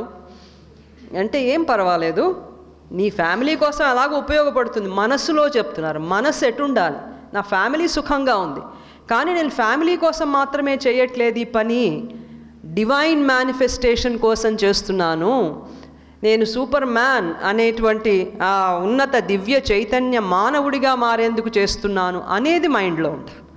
మైండ్లో ఉంటే మనం చేసే పని కూడా మారిపోతుంది. ఆ తర్వాత ప్రమోషన్, ఉద్యోగంలో ప్రమోషన్లు కాదు ఆయన చెప్పేది. ప్రమోషన్ అంటే మన పురోగతి, నేను ఎంతవరకు వచ్చాను, ఎంత మన సంపాదన ఎంత, నా అధికారం ఎంత, నేను ఎట్లా ఏంటి అని అందరూ ఆలోచించాలన్నారు. మళ్ళీ గుర్తుపెట్టుకోవాలి, CEO దగ్గర నుంచి కింద వాళ్ళ దాకా అందరం ఇదే ఆలోచించాలి. నా దగ్గర నుంచి అందరి దాకా అదే ఆలోచించాలి. అంతేగాని చెప్పేవాడేం ఆలోచించక్కర్లేదు అనుకోకూడదు. చెప్పేవాడు ఆలోచించాలి, అందరం ఆలోచించాలి. అందుకని ఇదొకటి చెప్పారు, నాట్ ఫర్ ప్రమోషన్. తర్వాత చెప్పారు ఆర్ టు ప్లీజ్ సుపీరియర్స్. ఇది కొంచెం కష్టం. ఇక్కడ సుపీరియర్స్ని ప్లీజ్, సుపీరియర్ అంటే మనం వర్క్ ప్లేస్లో సుపీరియర్స్ కావచ్చు, ఇళ్లల్లో కావచ్చు, ఇంట్లో కూడా మనం ఎవరితో పని కావాలో వాళ్ళ దగ్గర కొంచెం చక్కగా నవ్వుతూ నెమ్మదిగా ఎట్లాగొట్లా పని చేయిద్దాం రా దేవుడా అని వాళ్ళని ఏదో ప్రశంసించో మెప్పు చేసో పిల్లలో పెద్దలో అలా చేస్తూ ఉంటాం. అందుకని ఇటువంటి విధంగా కూడా మనం పని చేయకూడదు. But simply because it is the thing that has been given in the hand to do. భగవంతుడు నీకు ఈ పని చెయ్యమని అప్పగించాడు, అందుకని చెయ్యాలి. చేసి మన పార్ట్స్ని మనం పూర్తిగా ట్రాన్స్ఫార్మ్ చేసుకోవడానికి చేస్తున్నాం, మైండ్ని, వైటల్ని, బాడీని. అది మన ఉద్దేశం, లక్ష్యం అన్నారు. ఈక్వాలిటీ, తర్వాత డిజైర్లెస్నెస్, ఇంకొకటి సమర్పణ భావంతో చేయాలి, డెడికేషన్ అన్నారు. దైవానికి ఎలా చేస్తే నచ్చుతుంది అలా విచారణ చేసి మనకు తెలిసినంత వరకు ఆ చైతన్యంతో దైవానికి సమర్పణగా, అటువంటి మైండ్ సెట్తో, అటువంటి డిజైర్స్తో, అటువంటి ఫిజికల్ కాన్షియస్నెస్తో మనం వర్క్ చేయాలి అని చెప్పి శ్రీ అరవిందులు మనకి చెప్పారు. తర్వాత మనం చేసేటువంటి పనుల వెనక ఉండవలసినటువంటి విల్ ఏంటి? ప్రతివాళ్ళం ఒక సంకల్పంతోనే పనిచేస్తాం, ఒక ఇచ్ఛ, ఓ విల్తో పనిచేస్తూ ఉంటాం. ఎటువంటి విల్తో మనం పని చేయాలి అంటే ఇందాక అన్నట్టుగానే the aim must be the divine and the work can be only a means. భగవంతుడు మనకి ఇన్ని పనులు ఎందుకు ఇచ్చాడంటే ఆయనని కనుక్కోవడానికి ఇచ్చాడు. ఆయన కనుక్కోవడంలో సాత్విక స్థితిలో పర్ఫెక్షన్గా, డిసిప్లిన్డ్గా పనిచేస్తూ మన పార్ట్స్ అన్నిటినీ కూడా ట్రాన్స్ఫార్మ్ చేసుకుంటూ ఉండాలి. Work to be done with equanimity అన్నారు. సమత్వంతో పనిచేయటం అని అన్నారు. సమత్వంతో పనిచేయటం అంటే we must try to acquire సమత అండ్ సాత్విక్ బ్యాలెన్స్ అన్నారు. సమత్వంతో ఉండడం అంటే చాలా కష్టం. సుఖ దుఃఖే సమే కృత్వా లాభాలాభౌ జయాజయౌ తతో యుద్ధాయ యుజ్వస్య నైవం పాపమవాప్యసి. సుఖము, దుఃఖము, లాభము, నష్టము ఇలాంటివన్నీ కూడా మనం వాటిని, ఆ ఫలితాలని సమత్వంతోనే మనం చూడగలగాలి. ఒక మార్క్ తక్కువ వచ్చినా సమత్వంగా ఉండాలి పిల్లల దగ్గర. మనం కూడా చాలా సమత్వంతో ఉండాలి. అటు ఇటు అయినా ప్రాపంచికంగా అవుతూ ఉంటాయి, మనం మాత్రం డిస్టర్బ్ కాకూడదు, మనసులో డిస్టర్బ్ కాకూడదు, కలత అనేది ఉండకూడదు అన్నారు. తర్వాత ఇంకొకటి ఏం చెప్పారంటే, there is nothing big and small అన్నారు. పెద్ద పని చిన్న పని అనేవి ఏమీ లేవు. చిన్న పని అని మనం పేరు పెట్టాం, పెద్ద పని అని కూడా మనమే పేరు పెట్టాం. కాబట్టి పెద్ద పని లేదు, చిన్న పని లేదు అన్నారు. Writing A poem is a high work and making shoes and cooking the dinner is a small and లో వన్ అనేటువంటి ఆలోచన ఉండనే కూడదు. చాలా పుస్తకాలు రాసిన వాళ్ళు, చాలా మాట్లాడిన వాళ్ళు, తర్వాత పెద్ద పెద్ద ఉద్యోగాలు పనులు చేసేవాళ్ళు, అటువంటివి చాలా గొప్ప పనులు, అవే మనం చెయ్యాలి అనే భావన ఇగ్నోరెన్స్లో ఉన్నప్పుడు అలా అనిపిస్తూ ఉంటుంది. వాళ్ళు చూడు ఎన్ని రాశారు, వాళ్ళు చూడు ఎంత బాగా చేస్తున్నారు. అందరూ ఎప్పుడూ ఇగ్నోరెన్స్లో మైండ్ వాళ్ళని చూడు అంటుంది. నిన్ను చూసుకో అని చెప్పదు. ఎందుకంటే మనం బాగుపడిపోతాం. మనం గనక ఇన్వర్డ్గా వెళ్ళి మనం ఎలాగా మైండ్ అదంతా పనిచేస్తుందో చూసుకుంటే మనం బాగుపడిపోతాం, డివైన్ దగ్గరికి వెళతాం, ఆయన మన ద్వారా మేనిఫెస్ట్ అవుతాడు. అది ఇగ్నోరెన్స్కి ఎప్పుడూ కూడా ఇష్టం ఉండదు. అందుకని పెద్ద పని చిన్న పని అనేటువంటిది మనం ఎప్పుడు కూడా అనుకోకూడదు. చక్కగా కప్పు కాఫీ తెచ్చి ఎలా ఇవ్వాలి అది కూడా తెలీదా మనకి? ఎంత జాగ్రత్తగా ఇవ్వాలో తెలుసు. కానీ అంత పర్ఫెక్ట్గా చేస్తున్నప్పుడు కూడా మన మైండ్లో ఏం ఉండాలంటే, ఇస్తున్నది దైవానికి, ఇచ్చేది దైవమే. తీసుకునేవాడికి ఏముండాలి? ఇస్తున్నది దైవమే అని ఉండాలి. పైకి ఆకారం వేరే కనబడుతోంది, కానీ నాకు ఇస్తున్నది దైవమే అని పుచ్చుకునేవాడు అనుకోవాలి. అలాగే ఇచ్చేవాడు కూడా నేను దైవానికి ఇస్తున్నాను అనే భావన అనుకోవాలి. అటువంటి రిలేషన్షిప్ ఉంది దైవానికి, అది చెప్పారు. ఆ తర్వాత ప్లీజింగ్, ఎదుటి వాళ్ళని సంతోష పెట్టడం అనేది చెయ్యొచ్చా చేయకూడదా? Do not try to please your self. మొట్టమొదట మనం అదే చేస్తాం. ఎవరికి వాళ్ళం అబ్బా నేను అనుకుంటాం సహజంగా. ఎవరంటున్నారో తెలుసు, మనమంటే సోల్, కానీ సోల్ అనదు. లోపల ఉన్నటువంటి వైటల్ అది ఎప్పుడు సంతోషపడిపోతూ ఉంటుంది, ఎగిరి గంతులేస్తూ ఉంటుంది. అందుకే తొందరగా కింద పడుతుంది.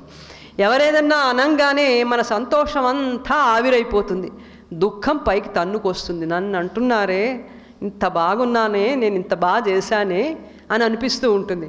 అందుకని do not try to please yourself అన్నారు మదర్.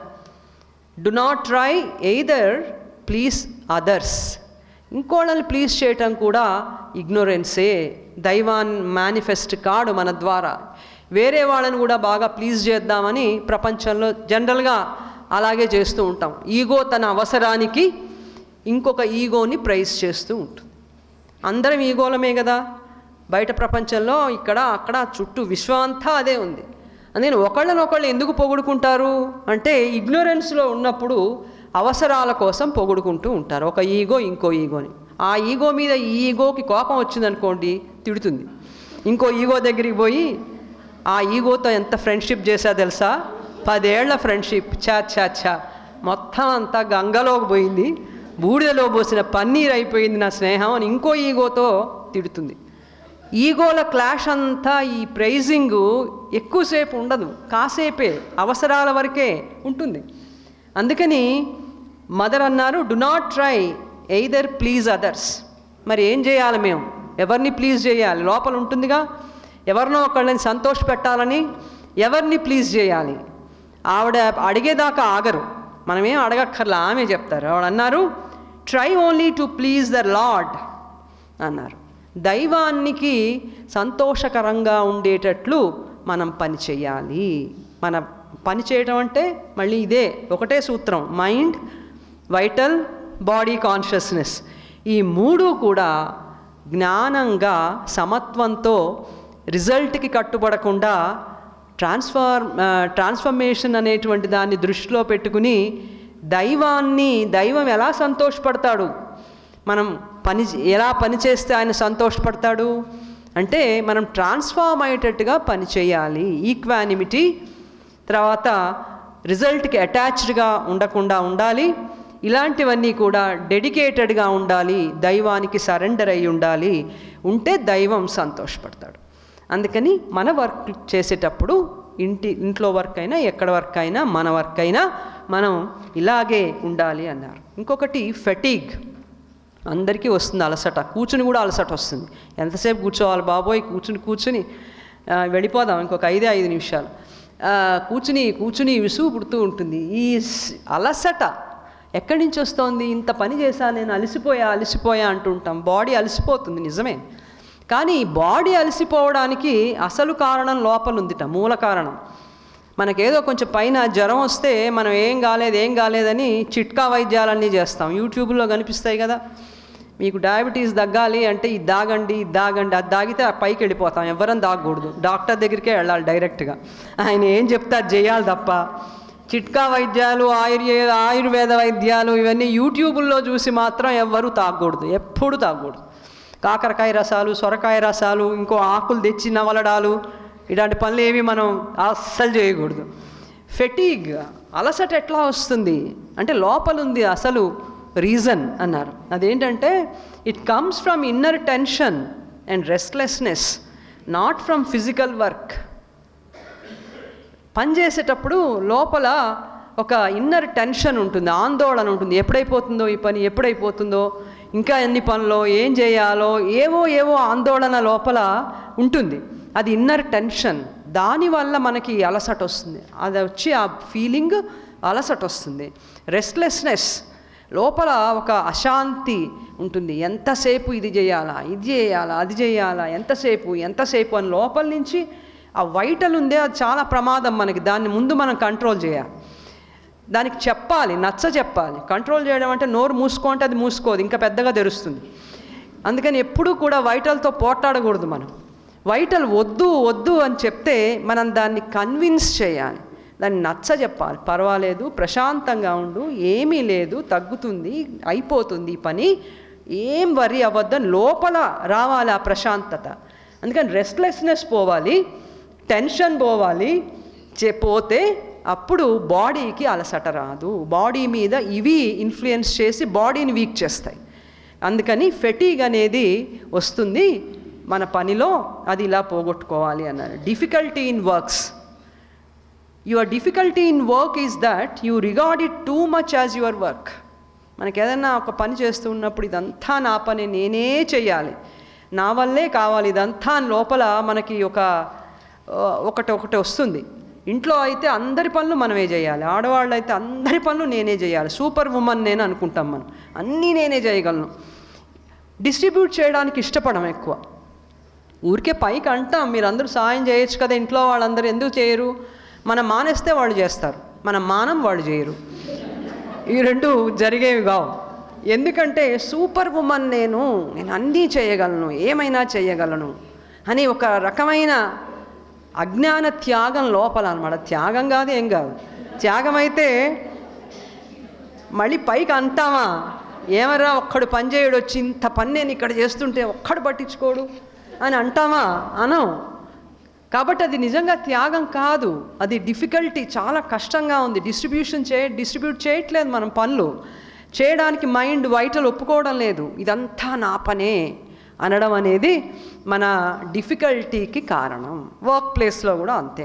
మనం ఎంత పని చేస్తాం అంత చేసి కోఆపరేట్ చేయడం, ఇవన్నీ కూడా మనం చేయాలి తప్ప ఇదంతా చేస్తే నాకేదో అంటుంది, ఆ ఏదో కోసం చేస్తే ఆ పని అది పర్ఫెక్ట్గా రాదు. అందరితో కలిసి పని చేస్తే వస్తుంది. అందరితో కలిసి పని చేయాలంటే హార్మనీ కావాలి. హార్మనీ కావాలంటే అన్ని ఈగోలు కలుసుకోవాలి. ఏ ఈగో ఇంకో ఈగోతో కలవదు, దాని లక్షణమే. ఒక ఈగో ఇంకో ఈగోతో కలిసే పనే లేదు. అందుకని అరవిందులు వారు ఏం చెప్పారంటే, మన వల్ల కాదు ఈ ఈగోని ఒప్పించటం, దీన్ని మార్చాలి. దీన్ని మార్చాలంటే వర్క్ చేసేటప్పుడు ఈక్వానిమిటీ, రిజల్ట్స్కి అంటిపెట్టుకోకుండా పనిచేయటం, సరెండర్, దైవానికి సరెండర్ అవ్వడం, దైవం ప్లీజ్ అయ్యేటట్లుగా మన పార్ట్స్ అన్నింటినీ మార్చుకోవడానికి ప్రయత్నించడం, ఇన్వర్డ్గా వెళ్ళి మైండ్ ఎలా పనిచేస్తోంది, నా డిజైర్స్ ఎట్లా పనిచేస్తున్నాయి అని వాటిని పరిశీలించి వాటిని మార్చుకునే ప్రయత్నం చేయాలి తప్ప వాటితో పోటీ పడ్డామంటే మనం కింద పడిపోతాం. అవి బలంగా ఉన్నాయి, ఈగో చాలా బలంగా ఉంటుంది. థింకింగ్ అబౌట్ వర్క్ని గురించి ఎప్పుడు ఆలోచించాలి? మదర్ అన్నారు, think of your work only when it is being done, not before, not after.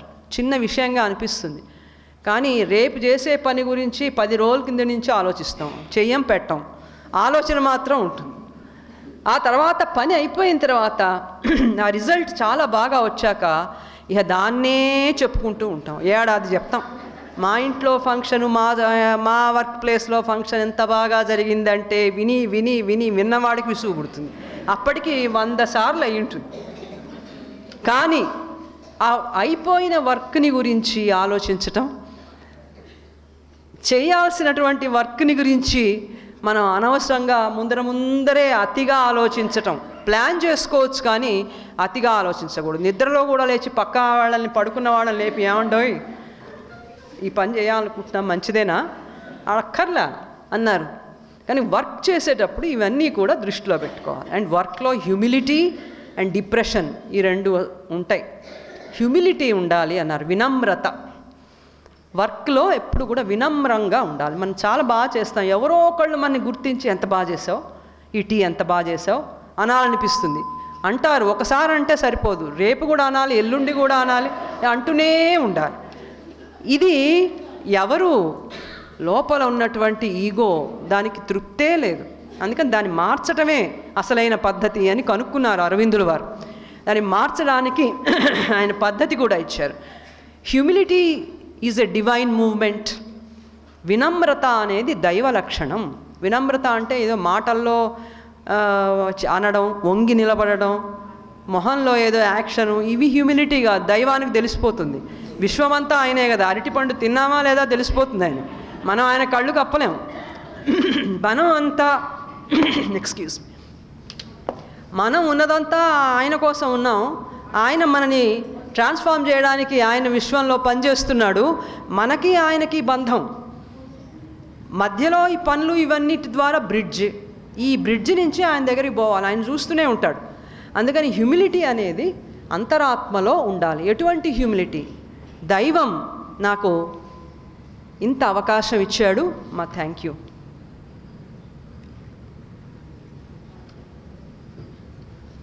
దైవం నాకు కర్మలు చేసే అవకాశం ఇచ్చి సాధనగా కర్మలు చేయమని ఇచ్చాడు. ఈ కర్మలన్నింటినీ చేస్తూ నేను నా మైండ్ని, వైటల్ని ఎలా పనిచేస్తోందో చూసుకుంటూ దాన్ని మార్చుకునే ప్రయత్నం చేస్తాను. పూర్ణయోగ సాధనలో ఇంకా వివరంగా చెప్పారు ఆయన, ఎప్పుడన్నా చెప్పుకుందాం. అలాగా అది హ్యూమిలిటీ. తర్వాత ఇంకొకటి ఇగ్నోరెన్స్లో డిప్రెషన్.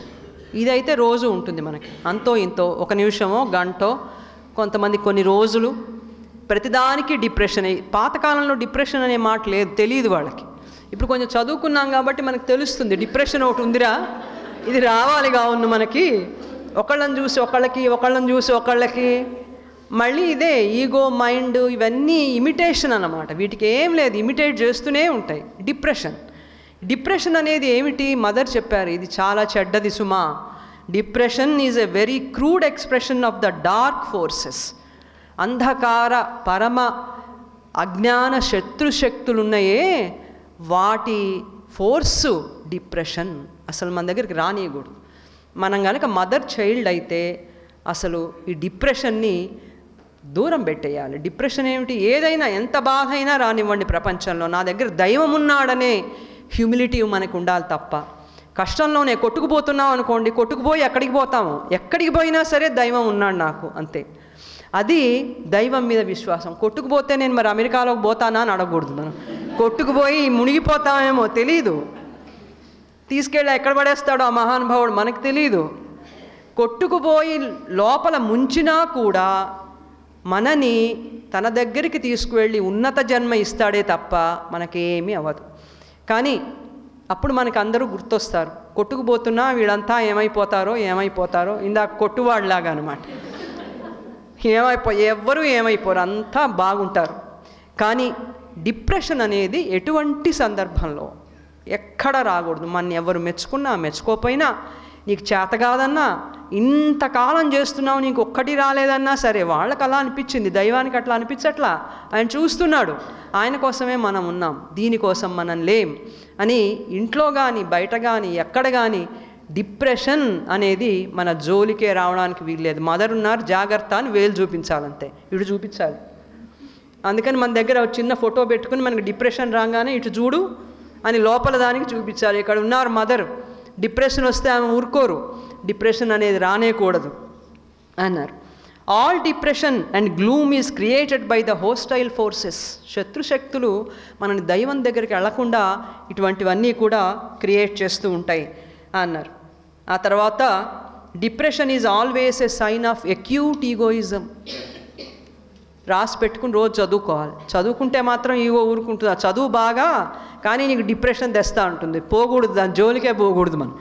సో డిప్రెషన్ అనేది అక్యూట్ ఈగోయిజం, అతి తీవ్రమైన అహంకారం ఉన్న వాళ్ళకి డిప్రెషన్ వస్తుంది. అందుకని డిప్రెషన్ మన జోలికి వస్తే ఈగో పెరుగుతోంది, దీన్ని ఎట్లాగొట్లా కంట్రోల్ చేయాలి, దీని బారిన పడకూడదు మనం అని ఎప్పుడు మన వర్క్ ప్లేస్లో కానీ అన్ని చోట్ల అనుకోవాలి. పార్ట్ ఆఫ్ ద వర్క్ ఇవన్నీ. ఏంటి వర్క్ అని చెప్పి ఇవన్నీ చెప్తున్నారు అని అనుకోకూడదు. మనం ఎక్కడున్నా ఇవన్నీ వచ్చి తగులుకుంటాయి మన. అందుకని చాలా జాగ్రత్తగా మనం వీటి బారిన పడకుండా ఉండాలి. When you feel that it is coming near, mother ఉపాయం చెప్తారు, ఆవిడ దారి కూడా చూపిస్తారు.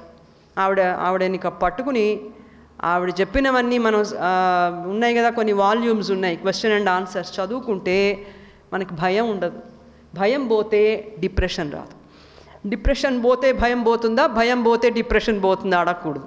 ముందు డిప్రెషన్ మనకి రాకూడదు అసలు. మదర్ అన్నారు, when you feel that it is coming near, depression వస్తోంది అనగానే tell your self, I am in a state of egoistic illness. ఇది ఒక జబ్బు. మనకి ఏ డాక్టరు ఇది చెప్పడు. అన్ని జబ్బులు చెప్తారు కానీ ఈగో అనేది ఒకటి ఉంది, అది మహా పెద్ద జబ్బు అని ఎవరు చెప్తారంటే మాతారవిందులు మాత్రమే చెప్తారు. ఇంకా డిప్రెషన్ అనేది అదొక ఇల్నెస్, పెద్ద జబ్బు, అది వెంటనే గుర్తుపట్టాలి. అక్యూట్ అని ఉంటుంది కదా, ఎమర్జెన్సీ వార్డులు, అక్యూట్ వార్డులు ఉంటాయి కదా మన హాస్పిటల్స్లో, అట్లాగే అక్యూట్ ఈగోయిజం, ఇది తీవ్రమైనటువంటి అహంకారం అనే జబ్బు పట్టుకుంది అని వెంటనే మనం గుర్తుపట్టాలి అన్నారు. I must cure my self of it. దీన్ని క్యూర్ చేసే డాక్టర్ లేడు, మాతారవిందులు తప్ప. మనకి మనమే దీన్ని, ఈ జబ్బుని నయం చేసుకోవాలి. ఈగో ఇది నా దగ్గరికి రాకూడదు, నన్ను తప్పుదారి పట్టిస్తోంది, నేను దీని పాల పడకూడదు అని మనం దీన్ని తగ్గించుకోవాలి అని అన్నారు. ఇంకొక రెండే ఉన్నాయి. Welcome criticism. వద్దండి బాబు చెప్పకండి. క్రిటిసిజం ఎవడు వెల్కమ్ చేస్తాడు? పెద్దవాళ్ళు చేయరు, పిల్లలు చేయరు. పెద్దవాళ్ళైతే అసలు చేయరు, పిల్లల్ని దబా కొడతారు. పిల్లలు పెద్దవాళ్ళని కూడా వాళ్ళు అలాగే అంటారు, ఎప్పుడు మమ్మల్ని క్రిటిసైజ్ చేశారు చిన్నప్పుడు, ఎప్పుడు మమ్మల్ని మీరు ప్రోత్సహించారు, ఎప్పుడూ క్రిటిసైజే అని వాడు పెద్దయ్య అంటారు. కానీ ఆధ్యాత్మికంగా మాత్రము క్రిటిసిజంని వెల్కమ్ చేయాలి. ఆ చేసేవాళ్ళు ఎవరో గమనించాలి. వాళ్ళు మనలాంటి వాళ్ళైతే మనం మాట్లాడకుండా ఆ క్రిటిసిజంని ఎందుకు చేశారు అని ఇంటికెళ్ళి నిశ్శబ్దంగా ఆలోచించుకుని మనలో మార్పు రావాల్సిన దాన్ని మనం మార్చుకోవాలి. క్రిటిసిజం అనేది తప్పకుండా వెల్కమ్ చేయాల్సింది. అంటే వాళ్ళ దగ్గరికి పోయి షేక్ హ్యాండ్ ఇచ్చి చాలా బాగా తిట్టారండి, ఇంకో 4 రేపు తిట్టండి అని చెప్పక్కర్లా. అట్లా చెప్తే మళ్ళీ అదొక ఈగో అనమాట. మనం కామ్గా ఎందుకు ఏం విమర్శిస్తున్నారు అని ఇంటికెళ్ళి ఆలోచించుకుని, నా మైండ్ కరెక్ట్గా పనిచేయలేదా, వైటల్ కరెక్ట్గా పనిచేయలేదా, ఏది సరిగా పనిచేయలేదు. ఈ క్రిటిసిజం ద్వారా మనలో ప్రోగ్రెస్కి డివైన్ హెల్ప్ చేస్తున్నాడు. అందుకని నిశ్శబ్దత, క్వయట్గా ఆలోచించుకోవడమే కానీ పోయి వాళ్ళకి కంగ్రాచులేట్ చేసి మా మదర్ చెప్పారండి అని వాళ్ళకు దండేసి ఇట్లాంటి పనులన్నీ మళ్ళీ చేయకూడదు. మనం ఏమీ అట్లాంటి పనులు చేయకూడదు. జాయ్ ఆఫ్ వర్క్ అన్నారు. If you want to keep the Joy, పని చేసినప్పుడు ఒక సంతోషం కలుగుతుంది మనకి కదా, ఎంత బాగా చేశాను నేను, ఎంత చక్కగా పనిచేశాను, ఇవాళ చాలా బాగా చేశాను అనిపిస్తుంది. అనిపించంగానే ఆ జాయ్ మనం ఏమని అనుకుంటా అంటే పక్క వాళ్ళతో షేర్ చేసుకుందాం అనుకుంటాం. నాకు చాలా సంతోషంగా ఉంది, చూడు అలా చేయొద్దన్నారు మదర్. మన సంతోషం, మన పనిలో పొందినటువంటి సంతోషం ఎప్పుడూ కూడా ఇతరులతో ఎక్కువగా షేర్ చేయకూడదు. ఏదో ఒకసారి అంటే పర్వాలే, ఒకసారి అనొచ్చు, ఏం బాగుందా అండి అంటే బాగానే ఉందండి, అంతటితో ఊరుకోవాలి. అంతేగాని ఇంకా బాగుందా అండి, ఏం బాగుందండి, వద్దు అన్నారు. ఎందుకు వద్దు అంటే లోపల ఉన్న ఫోర్సెస్ ఉన్నాయే వెంటనే పైకి లేస్తాయి, హోస్టైల్ ఫోర్సెస్. ఓహో నువ్వు ఇంత సంతోషపడుతున్నావా, ఉండు దీని మీద నీళ్లు చల్లుతానని మన జాయ్ అనేది ఒక పక్షికి మళ్ళీ రెక్కలు వచ్చి ఎగిరిపోతుంది, రెక్కలు వచ్చి పక్షిలాగా వెళ్ళిపోతుంట జాయ్. అందుకని వర్క్లో మనకు కలిగిన ఆనందం మనం జాగ్రత్తగా కాపాడుకోవాలి అని అన్నారు. సో ఇలా వాళ్ళు చెప్పి work should be done quietly, చాలా నిశ్శబ్దంగా నెమ్మదిగా చేయాలి, గడబిడగా అందరికీ తెలియాలని అలా మనం వర్క్ చేయకూడదు. అదేదో బయటకు ఎక్స్ప్రెస్ చేయాలి, అందరూ చూడాలి అని అట్లా మాత్రం అనుకోకూడదు. ఎవరు అనుకోకూడదు? నేను ట్రాన్స్ఫార్మ్ కావాలి, డివైన్ వర్క్ లాగా నేను నా వర్క్ని మార్చుకోవాలి అనుకున్న వాళ్ళు క్వయట్గా, ఎంత నిశ్శబ్దంగా. నిశ్శబ్దం ఎప్పుడు వస్తుంది? లోపల నిశ్శబ్దం ఉంటే బయట నిశ్శబ్దం. మౌనవ్రతం అని చేస్తాం, మౌనవ్రతం ఇవాళ మౌనవ్రతం, వెంటనే ఓ పెద్ద పుస్తకం పెన్సిలు తయారు. ఎందుకని? మాట్లాడకూడదు అన్నారు కదా. ఈ పని చేసావా, ఆ పని చేసావా, అదేమైంది, మొత్తం పుస్తకం నిండిపోతుంది ఆ రోజుతో.